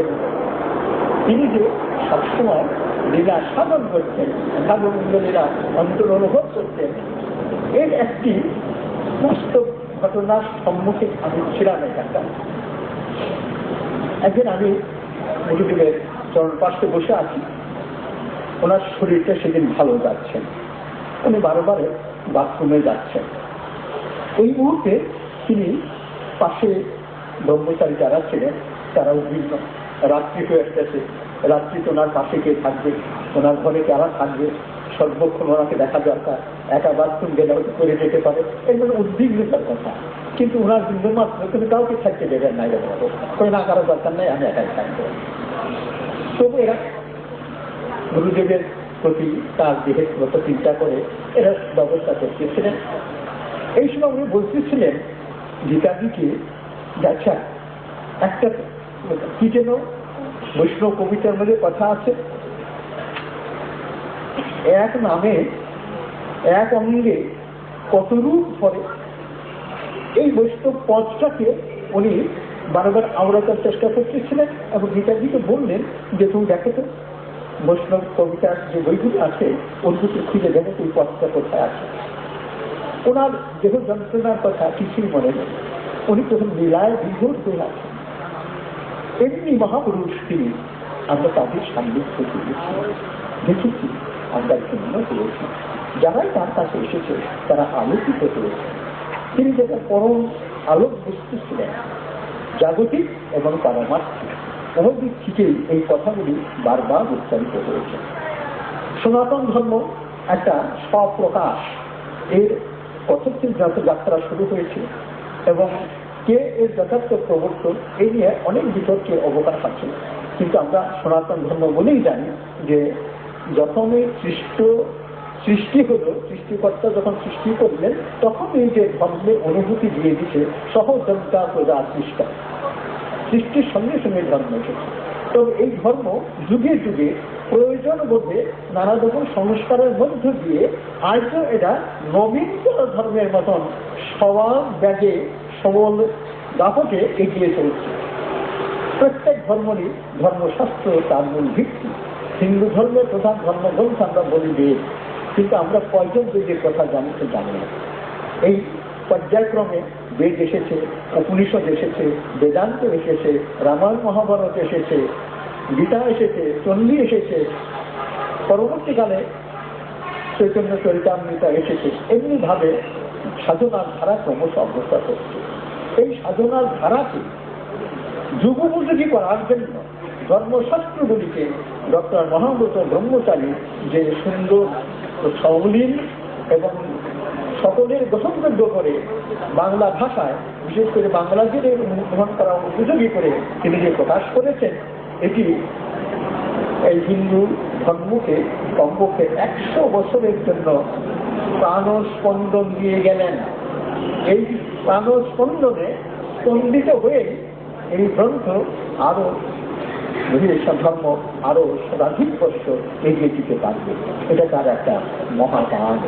এই দানকে আমরা অস্বীকার করবই তো নয়, করা সম্ভব নয়। এই দানের জন্য যেন তিনি এই জগতে এসেছিলেন। তার জীবন সায়াহ্নে তিনি যে বেদ বেদান্ত উপহার দিয়েছেন, বেদান্ত মধ্য দিয়ে সেটি অপূর্ব গ্রন্থ। যেমন তার বয়সের পরিণতির কথা, তার লেখার ভিতরে সর্ব সমৃদ্ধ লেখা উপহার আমরা এর মধ্যে পেতে পারি। এর মধ্যে দিয়ে তিনি যে কৃষ্ণ ভক্ত, তিনি যে রাধা কৃষ্ণের প্রেমের তত্ত্ব প্রতিষ্ঠিত করতে চান, এটা তাঁর সম্প্রদায়, বৈষ্ণব সম্প্রদায়ের আরাধ্য যে রাধা কৃষ্ণ, এটাকে তিনি বৈদিক ধর্মগ্রন্থের আলোকে এটি সুপ্রতিষ্ঠিত করে গেছেন। প্রত্যেক ধর্মের একটা দর্শন থাকতে হয়। এই বৈষ্ণব ধর্মের দর্শন শাস্ত্র জীব গোস্বামী রচিত সরল দর্শনের কথা আছে, কিন্তু সেগুলি সংস্কৃতে রচিত সাধারণ মানুষের বোধগম্য হওয়ার কথা নয়। কিন্তু ডক্টর ব্রহ্মচারীটি সর্বসাধারণের জন্য, বিশেষত বাংলা ভাষাভাষী শিষ্যদের জন্য, পণ্ডিতদের জন্য, ভক্তদের জন্য, তার্কিকদের জন্য তিনি যে গ্রন্থ উপহার দিয়ে গেছেন, সেই গ্রন্থ অমূল্য সম্পদ। এর মধ্যে দিয়ে তার পাণ্ডিত্য, তার যুক্তি, তার অনুভূতি এবং তিনি যে কৃষ্ণ ভক্ত শাস্ত্রসম্মত তথ্য, এটা তিনি সুপ্রতিষ্ঠিত করেছেন। তিনি মানব ধর্মের জয়গান করেছেন। আজকে বিশ্বের দিকে তাকালে দেখা যায় বিভিন্ন স্থানে ইন্টার কন্টিনেন্টাল বা ইন্টার রিলিজিয়াস কনফারেন্স হচ্ছে। কারণ বিশ্বের দিকে তাকালে যেটা অশান্তি দেখা যায়, সর্বত্রই প্রায় অশান্তির একটা চূড়ান্ত অবস্থার মধ্যে এসে যাচ্ছে। কোথায় যুদ্ধ হচ্ছে, কোথায় সাম্প্রদায়িকতার কথা হচ্ছে, কোথায় বর্ণ বিদ্বেষের কথা হচ্ছে, ওখানে মারামারি হানাহানি, এই দৃশ্যটা আমাদের চোখে পড়ে। কিন্তু এর থেকে মানুষের উত্তরণের পথ কি? শাস্ত্রে বলা হয় নহি মানুষ আর শ্রেষ্ঠতর বিচিন্তি, মানুষের কিছু শ্রেষ্ঠ কিছু নাই। চণ্ডীদাসও বলছেন, শুনো হে মানুষ ভাই, সবার উপরে মানুষ তো তাহার উপরে নাই। এরকম আরো কবিদের কথা আছে, কিন্তু মানুষের কর্মকাণ্ড দেখলে আমার মনে হয় কি মানুষই বস্তুই সমস্ত প্রাণীর থেকে নিকৃষ্ট প্রাণী। খুব সুন্দর সুললিত ভাষায় আমরা শ্রী গুরুদেবের দর্শন তত্ত্বের সম্বন্ধে জানলাম। আমরা এখন শুনব আমাদের বহু আকাঙ্ক্ষিত অন্যতম বক্তা সদ্য ডক্টর আমিনুল ইসলাম। তার গ্রন্থের কথা আমরা আগে বলেছি, আরেকটি বার আমরা সেই গ্রন্থের থেকে কিছু অংশ শ্রবণ করব। শ্রী মনোজ চক্রবর্তী পাঠ করছেন।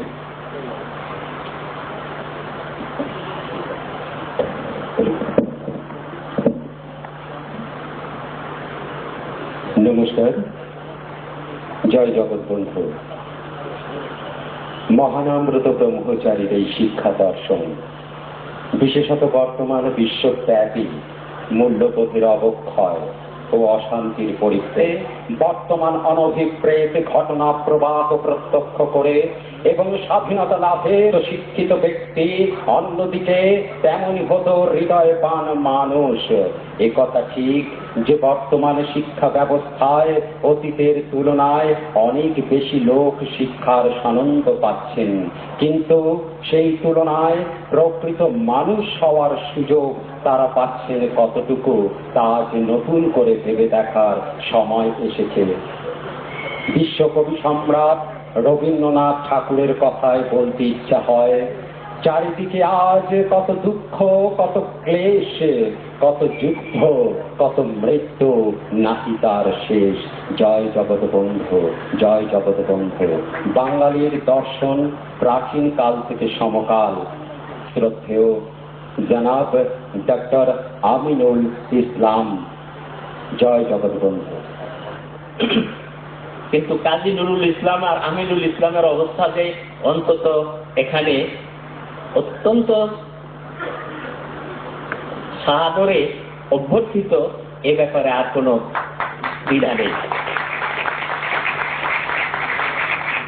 প্রফেসর কাজী নুরুল ইসলাম আমার সহকর্মী, তিনি বিশ্ব ধর্মতত্ত্ব করেন, আর আমি হলাম পারিবারিক অস্তিত্ব নিয়ে সংগ্রাম করছি। তিনি বিশ্বজোড়া মানব ধর্ম প্রচার করেন মহানামজির তরফ থেকে, আর আমি আমার স্ত্রীকে নিয়ে কোন রকমের বুশ ব্লেয়ারের অবস্থা দেখে দেখে দিন দিন আমি কৃষকায় থেকে কৃষকায় হচ্ছি, আর আমার স্ত্রী মোটাসোটা থেকে আরো মোটাসোটা হচ্ছে। বয়সের ভারে আমি ক্রমশ অধঃপতিত হচ্ছি, আর আমার স্ত্রী এখনো সগর্বে মানে উন্নতশীল হয়েই আছেন। যাই হোক, কাজী নুরুল ইসলাম, অত্যন্ত ধন্যবাদ তাকে। তিনি বলেছিলেন আজকে আমার এখানে থাকার কথা না, আসলেও থাকার কথা ছিল না। চট্টগ্রাম বিশ্ববিদ্যালয় বিশ্ব দর্শন দিবস উদযাপন করছে আজ মহাসমারোহে। খাদ্যদ্রব্যের পঞ্চব্যঞ্জনের কোনো অভাব নাই, যার যার ইচ্ছা মতো সব ব্যবস্থা ছিল। বলা হয়েছিল এক প্লেনে আসবেন, ফুরুত করে আরেক প্লেনে চলে যাবেন, মাঝখানে একটু। তখন আমি সত্যি সত্যি সিদ্ধান্তবিহীনতায় ভুগছিলাম। ওই যে তিনি বললেন ফুল নেব না অস্ত্র নেব, চট্টল যাব না কলকাতা যাব। তারপর ভাবলাম যে 1986 সালে প্রথমবারের মতো তো কলকাতায় এসেছিলাম। কলকাতা ময়দানে লোকে লোকারণ্য ছিল, তখন গোলগাল চেহারা ছিল, মুখে কোনো দাগ ছিল না। আমি এখন দাগি, আসামি না কিন্তু দাগি। 86 সালে দাগ ছিল না, গোলগাল চেহারা, উত্তমীয়। ছাড় দিতাম সুচিত্রার স্টাইলে, আমার ওয়াইফ ব্লাউজ পরতেন। ওই সময়ের অবস্থাটা, কারণ কলকাতায় কোথায় নাকি লেখা 60-এর দশকে আমরা যখন ছাত্র ছিলাম যে এখানে উত্তমীয় কায়দায় সুচিত্রা স্টাইলে উত্তমীয় ছাপ দেওয়া হয় ইত্যাদি ইত্যাদি। তো ভাবলাম আমি 86 সালে এসে বলেছিলাম বিলাত গিয়েছি, আমেরিকা গিয়েছি, বাংলাদেশ থেকে শুরু করে চীন, জাপান কিছুই হয়তো বাদ নেই, কিন্তু বাড়ির কাছে আশিনগর এই পশ্চিম বাংলায় প্রথমবারের মতো এসে মনে হলো সারা জীবন কুমিল্লা, চট্টগ্রাম, ফরিদপুর তথা সমগ্র বাংলাদেশে, সার্বভৌম বাংলাদেশে সারা জীবন যে পানি খেলাম, পানি পানি পানি, আর আজকে এসে নামার সাথে সাথে যে ডাবের জল খেলাম সে একাকার হয়ে গিয়েছিল। সেই স্মৃতি বিজড়িত মন নিয়ে স্ত্রীকে একবারের জন্য জিজ্ঞেস না করে সিদ্ধান্ত নিলাম কি চট্টগ্রাম যাব না এখানে আসবো। তারপর ভাবলাম দারাপুত্র পরিবার তুমি কার, কে তোমার? দারাপুত্র পরিবার তুমি কার, কে তোমার? আমি বললাম আমি কলকাতার, আমি কলকাতার। সেই জন্য চট্টগ্রাম না গিয়ে এখানে আসলাম। এসেছি মনের টানে, প্রমোশন পাওয়ার জন্য নয়। আর আমাকে কে প্রমোশন দেবে? বাংলাদেশ দেশ সরকারের প্রমোশন দেওয়ার অবকাশও নাই, আবেদনও করি নাই। শিক্ষাঙ্গনে আছি, 40 বছর পূর্তি হবে। এই আজ রাত 12:01 আমার জন্মদিন। প্রথমবারের মতো এই পশ্চিম বাংলা এখানে এসে মাসির বাড়িতে। চট্টগ্রাম আমার কাছে মামার বাড়ির মতো, মামি অধ্যুষিত মামার বাড়ি, আর কলকাতা হচ্ছে আমার মাসির বাড়ি। মায়ের বাড়ি কোথায় সেটা পরে বলবো। ছোটবেলায় কবিতা পড়েছিলাম, তাই তাই তাই চট্টগ্রাম, মামার বাড়ি যাই, মামার বাড়ি জল নাই চিটাগাং, মাসির বাড়ি যাই কলকাতা, মাসি গো জল দাও তেষ্টা মেটাই। সত্যি সত্যি তারপর আসি করে প্লেনটা যখন চট করে নেমে পড়লো কালকে বিমানবন্দরে, মনে হলো যেন অনেক দিনের চেনা। তারপর গেলাম, দেখলাম যে আজকে সবই হয়ে যায়। ডিপ্লোম্যাটিক কোরের লোকদের জায়গায় আমাদেরকে নিয়ে গেল, নিয়ে ওখানকার যে অফিসার দেখা করলেন, সত্যি প্রণাম করলাম। আপনারা বিশ্বাস করেন কিনা জানি না, ডাক্তারের কাছে যখন গেলাম গ্যাস্ট্রোএন্টেরোলজিক্যাল প্রবলেম, তিনি বললেন আপনাকে হাসপাতালে থাকতে হবে না, আপনি ওখানেই থাকেন। ওখানে গেলাম, আমার জন্য আলাদা আর আমার স্ত্রী এবং আমার সাথী যারা তাদের জন্য মজা মজা খাবার। ওখানে তো সব 4 দিনের মতো আছে। আমার হঠাৎ কেমন পরিবর্তন হয়ে গেল, আমার গুলো রেখে আমি স্ত্রীগুলো খেয়ে ফেলেছি। যেগুলো খাওয়া মানা এইগুলো খেয়ে পরের দিন আবার আমি সুস্থ। তারপর 50,000 টাকার মতো টাকা এই কলকাতার সবচেয়ে গড়িয়াহাট বলে না, একবারে ছবি দেখে দেখে আমার স্ত্রী জায়গাগুলি চিনে চিনে এসে আর উলিল পাল বাবুর গাড়িতে বসে বসে একবারে ব্লাউজ থেকে শুরু করে, শাড়ি থেকে শুরু করে, পাঞ্চিনি থেকে শুরু করে একেবারে নতুন বিয়ের মানে শাড়ি পর্যন্ত কিনে ওষুধের টাকা দিয়ে শেষ পর্যন্ত আওতা, সিঁদুর, পাউডার, শাড়ি, গয়না এইগুলো নিয়ে একবারে হাঁটতে হাঁটতে চলে গেল। আমিও সুস্বাস্থ্য নিয়ে আবার ফেরত চলে গেলাম। There was a medicine, that was not a medical medicine, that was a spiritual medicine, and that is what I received as not from Ramakrishna Mission, as from this Mohanam Angam. আমার কাছে রামকৃষ্ণ মিশনে আর মহানাম প্রকাশ মতে কোনো পার্থক্য নাই। আমার কাছে গুরু রূপ আমিনুল ইসলামকে আজকে মন্দির রক্ষা কমিটি এর মধ্যে নিয়ে এসেছে। সেই দিনও আমার এই বিশ্বাসই ছিল, নাই ভেদাভেদ আরবি আজমি, একই আদমের সন্তান সবই। এসো হে আর্য, এসো অনার্য, হিন্দু মুসলমান, এসো এসো আজ তুমি ইংরাজ, এসো হে খ্রিস্টান, এসো ব্রাহ্মণ, সূচি করি মন, ধরো হাত সবাকার, আরব আমার, ভারত আমার, চীনও আমার নয় গোপর, বিশ্ব জোড়া মানুষ মোরা, সারাটি দুনিয়ায় বেঁধেছি ঘর। That should be the spirit. And that is the message of our religion. এইটাই ভদ্রলোকের কে জানি একজন বলেছিলেন, আমরা মহানাম ব্রতজিকে ধর্মব্যক্তা হিসাবে জানি না শুধু। আমার কাছে হিন্দু ধর্ম এবং মুসলমান ধর্মের মধ্যে যেমন পার্থক্য নেই, ঠিক তেমনি ধর্ম এবং দর্শনের মধ্যেও পার্থক্য নেই। তাই তো ডক্টর কাজী নুরুল ইসলাম প্রথম শনাক্ত করেছিলেন তাকে ঢাকা বিশ্ববিদ্যালয়ের সবচেয়ে অভিজাত যে সারস্বত মন্দির বলতে পারেন, শিক্ষা Vidyayatan, TSC, teacher student centre, ছাত্র শিক্ষক মিলন কেন্দ্র, ওখানে শুধু সুটেড এন্ড বুটেড লোকরা যায়।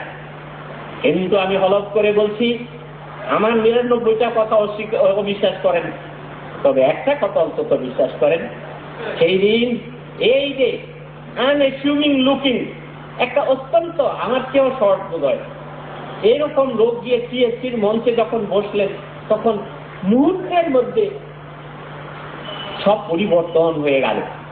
তখন তিনি দর্শনের অনেক জটিল জটিল কথা সহজ করে বলছিলেন। সহজ কথা অনেক সময় সহজ করে বলা যায় না। যা বলেছিলেন আমি তাকে এর আগে কোনোদিন দেখিনি। দর্শন সমিতির একজন কর্মকর্তা আমি, অথবা বলতে পারেন অকর্তা, কিন্তু আমি সেই দিন তাকে ওখানে নেয়ার যে ভূমিকা পালন করেছিলাম, ডক্টর কাজী নুরুল ইসলাম বলতে, তিনি যা বলেছিলেন সেই দিন এটা ছিল অভিভূত করার কথা, সম্মোহিত করেছিলেন তিনি বলেছিলেন, he was in America, he was lecturing in different colleges and universities, at least 55 of them, প্রায় 55টা কলেজ বিশ্ববিদ্যালয়ে বক্তৃতা দিয়েছিলেন।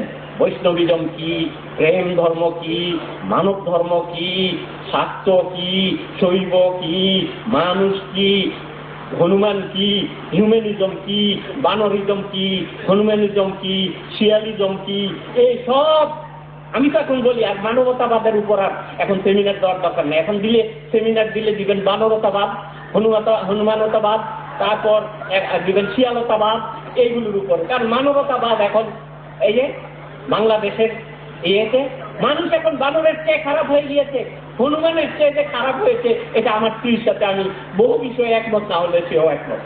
কারণ সে গয়নাপাতি পরে বাইরে যায় না মানুষের ভয়ে, কিন্তু বানরের ভয়ে সে কখনো, সে সবসময় মনে করে সে আমাকে ভয় দেখাবার মতো যথেষ্ট শক্তি তার আছে, কিন্তু বাইরে যাওয়ার সময় সে দেখি কাঁপে, ট্রেমলিং আন্ডার ট্রাউজার।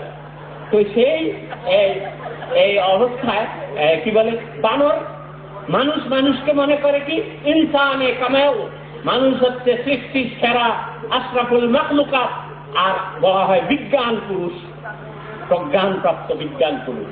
কিন্তু সেই মানুষ যা করে বানররা বোধহয় তা করে না। মানুষ নিজেদেরকে সৃষ্টির সেরা, নিজেরাই নিজেদেরকে জাতীয় পুরস্কার দিচ্ছে, নিজেরা মানুষ সৃষ্টির সেরা বলছে। আমার মনে হয় বানররা এখন মুচকি হাসি হাসছে, অর্ধচন্দ্র খচিত হাসি হাসছে, হনুমানরা বোধহয় হাসতে হাসতে একেবারে ঢলে পড়ছে, আর এই মানে শিয়ালরা বোধহয় কাঁদতে কাঁদতে গিয়ে গুহায় ঢুকছে। কারণ মানুষের যা অবস্থা এখন পৃথিবীতে, বুশ এবং ব্লেয়ার, বাংলাদেশে এখন একটা অত্যন্ত হিট গান চলছে মমতাজের, পূর্ব বাংলার ভাষা বোঝেন কিনা আমি জানি না, আমরা তো বাংলা জানি না। মমতা নামে এক হিট করা গান, বন্ধু যখন বউ লইয়া আমার বাড়ির সামনে দিয়া রঙ্গ কইরা হাইটা যায়, বুকটা হাইটা যায়। আর আমি নিজে এখন অধ্যাপক, 39 বছর বললাম তো অধ্যাপনা, 22 বছর বয়সে ঢাকা বিশ্ববিদ্যালয়ে অধ্যাপনা করেছি, বঙ্গভবন গণভবনে সম্বর্ধনায় গিয়েছি, সালাম দিতে গিয়েছি, সরকারকে শ্রদ্ধা করি, বিরোধী দলকে শ্রদ্ধা করি, মন্ত্রীদেরকে সেলিউট দেই, অপোজিশনের লিডারকেও সেলিউট দেই, খারাপ করলে খারাপ লাগে। কিন্তু এখন যে পৃথিবীতে যে অবস্থা চলছে, বুশ ব্লেয়ার, আমি এখন গীতিকার হয়ে গিয়েছি, গীতিকার। আমি এখন প্যারোডি করি, ওই যে মমতাজের গানের প্যারোডি আমি সর্বশেষ লিখেছি। পল ব্রেমারের সৈন্য লইয়া তারা ওই যে কি বলে বাগদাদের রাস্তা দিয়া গল্প করিয়া মার্কিন সৈন্যরা যখন হাইটা যায়, বুক হাইটা যায়, ঢাকার সদরঘাট থেকে শুরু করে আপনাদের গুজরাট, আর পরে আমাদের গুলিস্তান থেকে প্যালেস্টাইন, কাকরাইল থেকে ইসরায়েল, তথা মধ্যপ্রাচ্য থেকে শুরু করে সমগ্র পৃথিবীতে আজকে যে অধর্ম, ধর্মের নামে অধর্ম, গণতন্ত্রের নামে যে আধিপত্যবাদ চলছে, এই সময়ে আমার মতো প্রফেসরের, আরেকজনের মতো ইঞ্জিনিয়ারের, আরেকজনের মতো ডাক্তারের, আরেকজনের মতো কি বলবো এইরকম লোকের আর দরকার নাই। এখন দরকার হচ্ছে এই যে মহানাম ব্রতজী ব্রহ্মচারী, কামিনী কাঞ্চন ত্যাগী। এই জন্য আমি শিক্ষাঙ্গনের প্রতি আমার আস্থা নেই। শিক্ষাঙ্গন ছেড়ে কর্তব্য ছুটিতে আজকে আমি ছুটি নিয়ে এসেছি আপনাদের সাথে দেখা করতে, হৃদয়ের ভাব বিনিময় করতে। কত বিদগ্ধ জনক, বাংলা বিহার উড়িষ্যার কবি আদো আদো বাংলাতে তখন বলেছিলেন, কত বিদগ্ধ জনক রস অনুমানী অনুভব কাহুক না পথি দেখো বিদ্যাপতি কহে প্রাণ জুড়াইতে লাখে না মিলয় এক। হাজার হাজার বিদ্যালঙ্কার ঢাকা ইউনিভার্সিটিতে আছে। একজন অধ্যাপক মজা করে বলছিল যে ফিজিক্স ডিপার্টমেন্টের সামনে যদি এইভাবে একটা ঢিল ছোড়া হয় তাহলে নিশ্চয়ই একটা না একটা ডক্টরেটের মাথায় গিয়ে পড়বে। এখন ঢাকা ইউনিভার্সিটির ওই এরিয়াতে গিয়ে যদি আপনি ঢিল ছোড়েন একেবারে নির্ঘাত একটা অধ্যাপকের মাথায় গিয়ে পড়বে, কারণ এখানে কয়েকশো অধ্যাপক হয়ে গিয়েছে। কিন্তু এখানে মানুষ কয়জন হয়েছে? আমি কয়লা অধ্যাপক, কয়লা ধুলে ময়লা যায় না। এই জন্য আমি শিক্ষাঙ্গন ছেড়ে এখন ধর্মাঙ্গনে এসেছি। মহানাম মেলায় এসেছিলাম, তারপরে তার 90তম বয়সে এখানে এসেছিলাম, এই জায়গায় বক্তৃতা দিয়েছিলাম। প্রত্যেকবার I return to Bangladesh a healthier man, a courageous man, a bold man, a man of integrity. অনেক পদ দেখেছি, অনেক দর্প করেছি, সব চূর্ণ হয়ে গিয়েছে। কিন্তু যেই জিনিসটা আমাকে এখনো আমিনুল ইসলাম হিসাবে রক্ষা করেছে, যার জন্য এখনো কেউ আমাকে খেলা দিয়ে অন্তত বের করে দেয় না, যার জন্য কালকে কলকাতা এসেও এই যে পেলাম, এটা only because of my association with such great people as this. আমি মার কাছে যে কথা শুনিনি, বাবার কাছে যে কথা শুনিনি, কোন মুসলিম আলেম ওলামার কাছে যে কথা শুনিনি, সেই ইসলামীয় কথা আমি শুনেছিলাম সেই টিএসসির সেই দিন, সেই 1900 কত সালে কাজে যায়, হ্যাঁ, in as early as 1984। তখন তিনি বলেছিলেন, আমেরিকাতে যখন তাকে জিজ্ঞেস করা হয়েছিল, well doctor Brahmachari, you are talking a lot about Hinduism and its ramification, but what about Islam which is one of your major religions in the area? তখন তিনি বলছিলেন, what else shall I speak of Islam? The name, the connotation and the import of Islam is contained in Islam itself. ইসলামের বীজ, ইসলামের অর্থ, ইসলামের নিহিতার্থ ইসলামের মধ্যেই আছে। বলছে হাউ? বলছে স্পেল ইসলাম, ইসলাম পালন করেন। এই যে নুরুল ইসলামের শেষেরটা আমার শেষেরটা একই, I S L A M ইসলাম। আরো যে একটা ইসলাম থাকতো, রফিকুল ইসলাম সাহেব থাকলেও কিন্তু আমি আসবো, বুঝতে পারছে? ও আমার ওয়াইফ থাকলে আরো ভালো হতো, বিশেষ দিলুকার ইসলাম। তাহলে কি দাঁড়ালো?